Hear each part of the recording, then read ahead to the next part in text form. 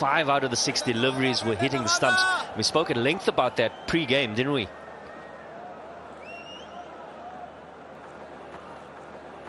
But they've responded positively in this first half.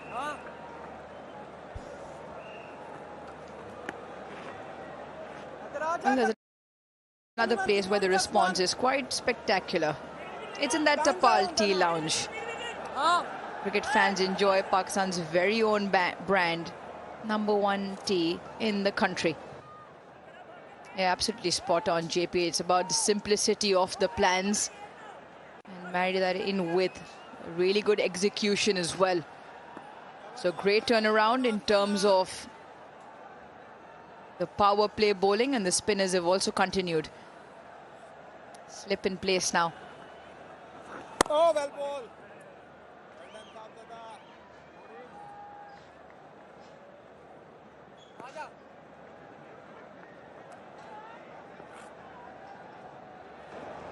Ashwell Prince, the batting coach of the Proteas, sharing some great opportunity for them to spend a little bit of time at the crease. We know how destructive they can be, naturally aggressive players. The situation, well, it's not just about bashing, it's about reading the conditions, understanding who the opposition is. They've been going tight lines, good lengths. How do you counter it?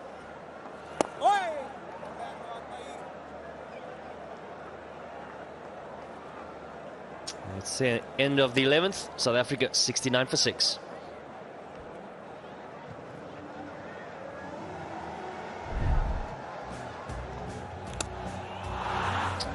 Pakistan, much improved performance with ball in hand. They've bowled aggressive lines, but also used the conditions well. Unplayable deliveries from time to time, and got 6 critical wickets in the first half of the game, and got their tails up, have Pakistan, led well by Mirza, getting an opportunity. Hasn't played a lot of T20 cricket up until this point, but has certainly grabbed the opportunity with both hands.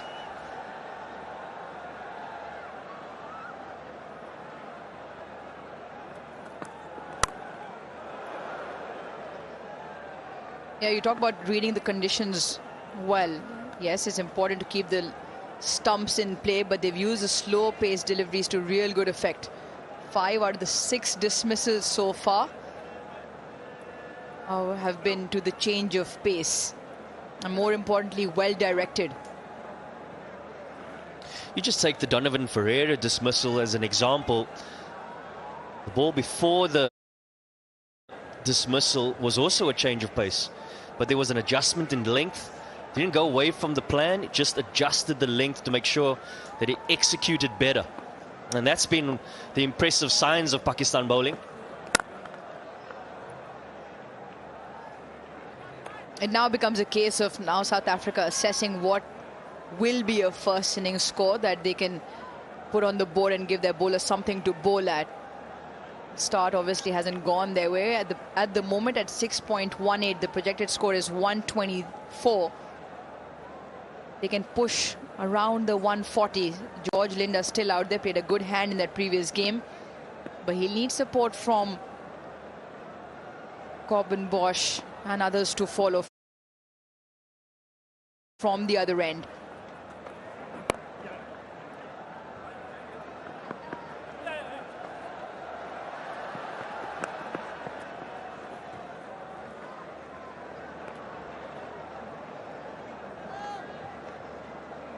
It's time for Inverex again.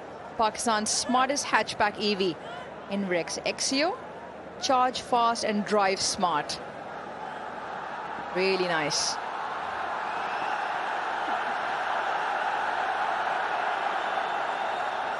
I think for South Africa, just knocking the ball around for 1s and 2s, just to build some sort of momentum for the next 3 or 4 overs.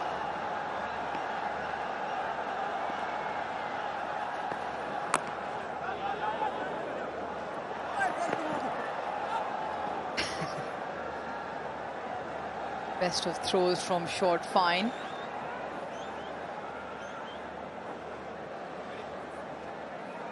It's always an interesting discussion point when you're in a situation such as this one. South Africa 73 for 6. Uruj, you mentioned about knocking the ball around, building a partnership. But importantly, the question always comes around mindset. How are you addressing the ball? Are you still looking with a positive intent? Your options might be a little bit lower in terms of the risk, but your aggressive mind's always trying to hit the ball to the sweepers. You don't want to dab the ball, and I think that's where batters get themselves into a bit of challenge, and that's a wicket. Well, we spoke about opportunities for South Africa to build a partnership, and it's gone a begging again by that man. Fahim Ashraf gets another breakthrough. 7 down now for South Africa. Yeah, marshalling the troops really well, Salman Ali Agha, as he calls them in for a chat. But it's been another impeccable bowling performance. One after the other, Pakistan bowlers have been relentless.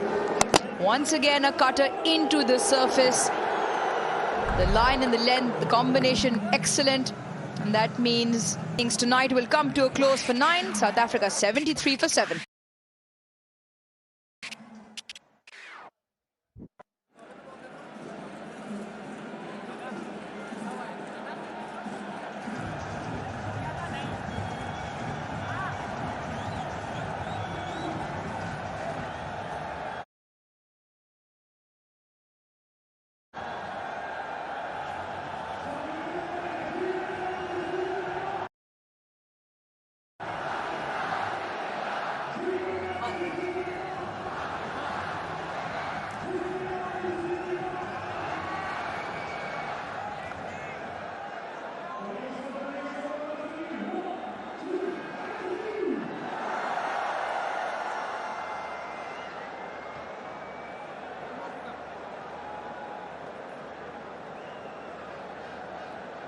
Andre Berger makes his way out.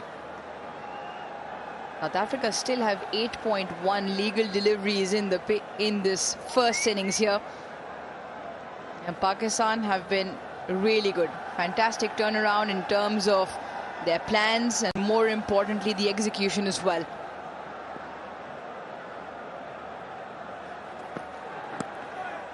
Excellent. With pace on and very well directed short delivery to close. Another successful over out from Fahim. He has 3, still has another one in his spell. 12 overs done. South Africa 73 for 7.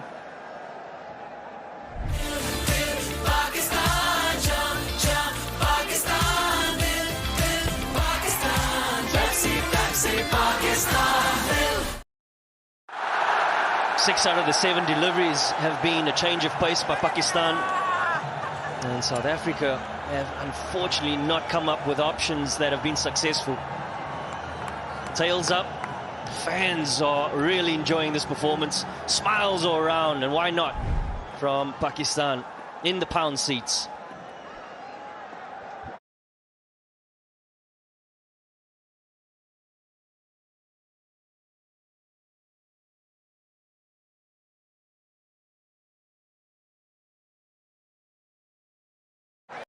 All 7 wickets to pace tonight.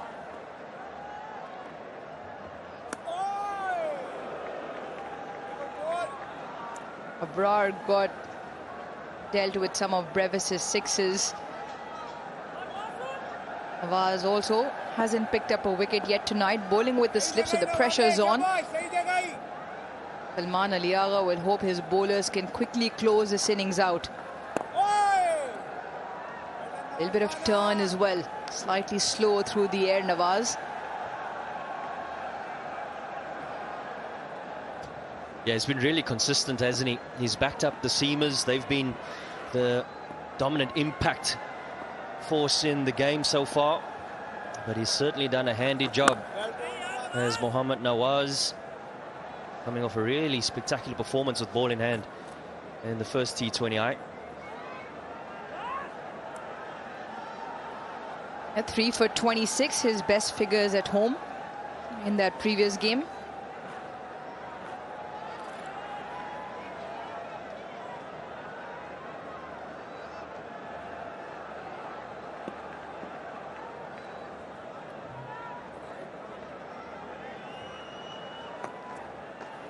well ball, Wakana. It's piling up the dot deliveries now, just the one of the first 4.